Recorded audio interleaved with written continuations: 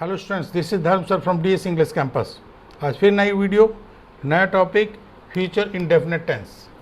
Future indefinite tense.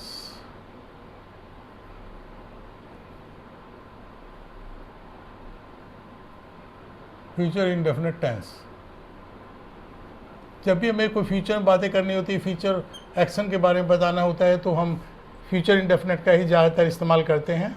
और ये आपका फ्यूचर इंडेफिनिट की हिंदी आइडेंटिफिकेशन बहुत आसान। गा, गे, गी, जो इसकी इंट्रिकेसीज हैं, जो थोड़ा हटके भी हैं कि फ्यूचर की पहचान हो रही है, दे रहा है, परंतु वो इंडेफिनिट से, प्रेजेंट इंडेफिनिट से बनाते हैं, वो बाद में बताएंगे, नए नेक्स्ट वीडियो में बताएंगे। पर अभी हम बात करते हैं फ्यूचर इंडेफिनिट की, और इसकी सिंपल जो पहचान है, गा, गे, गी। इसका एक फॉर्मूला है, ये भी बहुत सिंपल फॉर्मूला, आपको वो दिमाग में रखना है। अफर्मेटिव सेंटेंस, सब्जेक्ट, विल शैल, उसके बाद मोडाल भी लगा सकते हैं इसमें। विल शैल के बाद हम मोडाल भी इस्तेमाल कर सकते हैं विल शैल की जगह। मैं उसके भी एग्जांपल दूंगा। और उसके बाद V1 आती है, और उसके बाद रिमाइंडर। विल शैल भी मोडाल है, मोडाल के बाद ऑलवेज V1 आती है, ठीक है। बेयर इन्फिनिटी बोलते हैं हम इसको। सब्जेक्ट विल शैल, इसके बाद थर्ड नंबर पे नॉट, फिर V1 ऑब्जेक्ट और रिमाइंडर। इसमें मॉडल भी डाल सकते हैं। इंटरगेटिव में will shell, model plus subject plus V1 plus object plus remaining. और इंटरगेटिव नेगेटिव में will shell, model plus subject plus not. Not मैंने बताया था तीसरे नंबर पे होती है, दिमाग में सेट कर लीजिए। तीसरे नंबर का मतलब ये होता है कि सब्जेक्ट, ये नहीं कि सब्जेक्ट में 2 वर्ड दिए हुए हैं तो 2 वर्ड काउंट कर ले उसको, एक ही सब्जेक्ट को एक ही काउंट करेंगे, ठीक है। तो will shell, subject, not, V1 और ये, ठीक है। इसमें आप मॉडल भी लिख सकते हैं, तो हम इसमें बीच में मॉडल मेंशन कर देते हैं। मॉडल प्लस नॉट,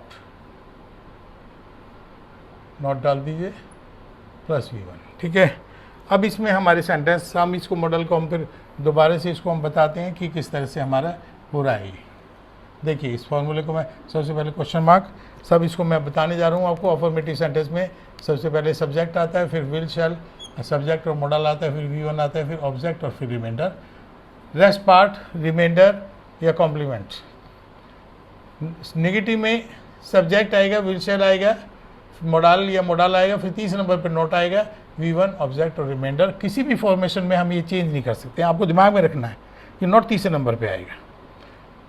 इंटरगेटिव में, नेगेटिव में मैं बताता हूँ। इंटरगेटिव में पहले मॉडल जो हेल्पिंग वो बाहर निकाल देंगे, विल शैल बाहर निकाल देंगे, मॉडल बाहर निकाल देंगे, फिर subject plus V1 plus object और रिमाइंडर। इसी तरह से इंटरगेटिव नेगेटिव में will shell, model plus subject, तीसरे नंबर पे नॉट, फिर V1, फिर ऑब्जेक्ट और रिमाइंडर। ये हमारा फॉर्मूला हो गया। सेंटेंस हमारे होते हैं, वह विदेश घूमने जाएगा, वो विदेश घूमने जाएगा। तो आपका एक सेंटेंस। दूसरा सेंटेंस, रोहित गाना गाएगा। तीसरा सेंटेंस है, रीना खाना बनाएगी। रीना खाना बनाएगी। चौथा सेंटेंस, पापा रोहित को डांटेंगे। पापा रोहित को डांटेंगे। और पांचवा सेंटेंस है, अंकित पतंग उड़ाएगा। अंकित पतंग उड़ाएगा। और सिक्स्थ है वह शायद कार खरीदेगा। शायद आ गया मॉडल में मॉडल, तो आप इसको मैं सेंटेंस फॉर्मेशन के उसमें सेंटेंस के रूम में बदलता हूँ। वह विदेश घूमने जाएगा, he will go abroad to visit.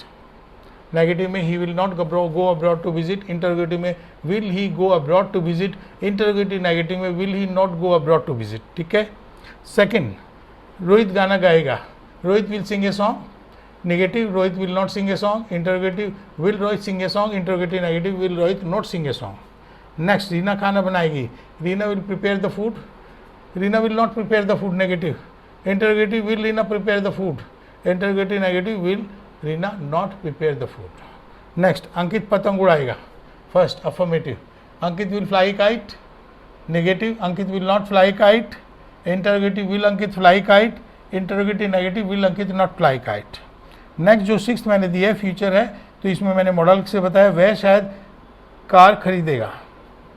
वह शायद कार खरीदेगा, तो सिक्स्थ, तो ही, वह शायद खरीदेगा, तो he may purchase a car. He may not purchase a car. Negative. Interrogative, may he purchase a car. और interrogative negative, may he not purchase a car. इसमें शायद के लिए मे लगता है, तो इसलिए हमने विल शैल ना लगा के हम इसमें मे लगाया है। तो इसमें मैंने बताया था कि फ्यूचर के कोई भी टेंस है वो मॉडल भी इस्तेमाल कर सकते हैं, और वो मॉडल की सेंस जो मीनिंग अपने मीनिंग के अकॉर्डिंग सेंटेंस की सेंस आएगी। सेंटेंस सभी दोबारा लिख के बनाइएगा, सेंटेंस सभी बोलिएगा, रूल एक दो बार लिख के प्रैक्टिस कर लीजिएगा। रटना नहीं है, क्रैमिंग नहीं करना है, अंडरस्टैंड करना है, अंडरस्टैंड करके फिर उसको यूज़ करना सीखना है। एक दो बार जो प्रैक्टिस के लिए कहा है कि मैंने इसलिए कहा है कि आपको कॉन्फिडेंस आ जाए। कॉन्फिडेंस से आप सेंटेंस इजीली बना लेंगे, आपको कोई दिक्कत नहीं होगी। फ्यूचर इंडेफिनिट से कोई भी सेंटेंस बनाना हो आप बना पाएंगे। सिर्फ पहचान आपको देखनी है, गाएगी, वह गाना गाएगा, वह खाना खाएगा, वह क्रिकेट खेलेगा, वह विदेश घूमने जाएगा, वह मार्केट जाएगा, वह मार्केट जाएगी, माली पौधों को पानी देगा। इस तरह कितने भी सेंटेंस आप सोच सकते हैं। जब भी गाएगी आएगा फ्यूचर इंडेफिनिट है। फ्यूचर इंडेफिनिट तो हमारा एक फॉर्मूला दे रखा है, अफर्मेटिव, नेगेटिव, इंटरोगेटिव नेगेटिव का, ये आपको दिमाग में रखना है। और ये मैंने 6 सेंटेंस का एग्जाम्पल दिए हैं, आप हज़ारों सेंटेंस सोच सकते हैं, कहीं से भी प्रैक्टिस कर सकते हैं, कहीं से भी सोच सकते हैं, और उसको बनाएंगे, और जितना बनाएंगे उतना कॉन्फिडेंस आएगा, और आपका स्पोकन में रिटन इंग्लिश में आप यूज़ कर पाएंगे।